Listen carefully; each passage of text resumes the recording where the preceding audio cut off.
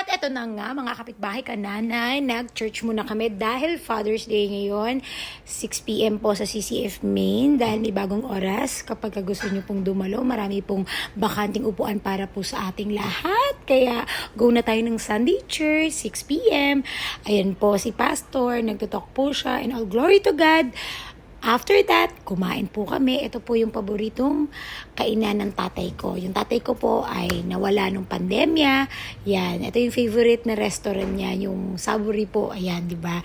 Ang in-order nila dito dati yung isang yung isang buong meal na yung tag-isang lalagyanan lang sila ng nanay ko. Sabi ko kay mama, meron naman tayong konti kaya yan, 'di ba? May buong chicken, may pansit, 'di ba?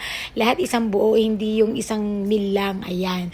All glory to God. Salamat po Panginoon. Kahit di po namin kasama ang tatay ko, alam po namin okay siya, 'di ba? At ito, masay nanay ko, wala lang siyang ngipin diyan pagagawang ko dahil daw nabali. Ayan. At syempre, nag-dessert naman kami, ice cream at super dance. Di mawawala. Yan ang aking ina. Yes, manang-mana. Ayan. O, diba? Simple but memorable. Every day and lahat ng okasyon na yan ay napakasarap sa pakiramdam kapag pinapupurihan, pinasasalamatan natin ang ating Panginoong Jesus.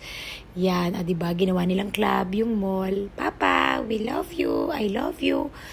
Love you, Lolo. God bless po.